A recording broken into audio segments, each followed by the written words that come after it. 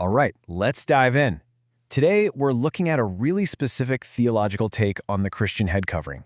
And it's one that flips the script a bit, reframing it from just a symbol of submission to something, well, a lot more complex and, you could say, empowering. So let's get into it.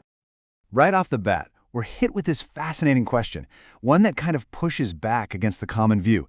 Is the head covering only about submission, or could it, in a strange way, actually be a sign that confirms a woman's spiritual authority? That's the puzzle we're going to try and piece together in this explainer. Now, to even begin to understand this argument, we have to get laser-focused on the context. This isn't about wearing a covering all the time, everywhere. The sources we're looking at are zeroed in on one particular moment, a woman praying or prophesying during public worship. That's the key. Okay, so let's be super clear about what spiritual authority means here. We're not just talking about giving a speech. Prophecy, in this view, is about delivering a divine message straight from God. That means that the person doing it is using God's own authority over everyone listening, men and women. You really have to get this part, because the whole idea depends on it. And there's the rub. That's where the potential conflict comes in.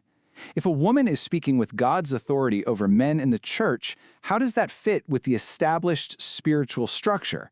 To see why that's a question, you first have to understand the structure they're talking about. The whole argument really rests on this idea of a divine flow of authority. You can think of it like a chain of command. This structure is the absolute foundation for everything else we're about to discuss. And according to the sources, that flow is a pretty specific four-step chain. It's seen as moving from God to Christ, then from Christ to man, and then from man to woman. So you see the tension now, right? A woman prophesying is speaking with authority that comes directly from God, who's at the very top of that flow chart. Her action could look like she's bypassing or even disrupting that whole structure. And that is the core problem the head covering is meant to address.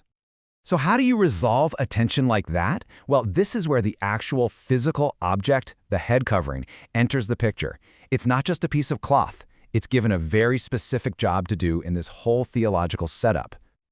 The role of this symbol is seen as pretty profound. It's not just a visual cue for the people in the pews. The sources really stress that it's a declaration for the spiritual realm too, a sign of obedience to the spiritual beings present during church worship. So it's a statement on a whole other level.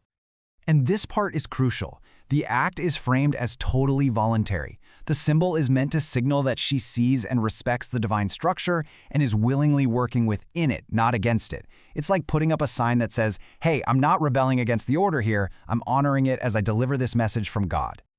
And that brings us to the ultimate purpose of the symbol, at least in this interpretation. It's not just about giving a nod to a structure, it's about what that nod actually accomplishes. You can see her action in two totally different ways. Without the symbol, someone might see her prophecy as a rebellious act, as her trying to grab authority. But with the symbol, the message gets reframed as something validated, as something genuinely from God. The covering is the thing that makes the distinction clear. So think about that. The symbol is said to validate her authority because it shows she's also being obedient to that ordained structure. The whole point is to wipe away any doubt about where her message is coming from and whether it's legit. So let's just quickly pull all those functions together. According to this view, the symbol does a few things at once. It acknowledges that divine flow of authority, it signals obedience to the spiritual realm, it gets rid of any idea that this is an act of rebellion, and because of all that, it validates her message as being truly from God. And that brings us right back to where we started. In this theological framework, the head covering isn't a tool to diminish or silence a woman, it's the exact opposite. It's the very thing that is said to confirm her right to use spiritual authority at that moment, making her message powerful and legitimate for everyone there, human and spiritual. You know, that leaves us with a much bigger idea to think about. This is just one specific example, but it points to something we see everywhere. I mean, think about a judge's robe, or even a police officer's uniform. In any system, isn't it fascinating how physical symbols can communicate two things at once? Submission to a larger structure, and the authority to act powerfully within it? Something to chew on.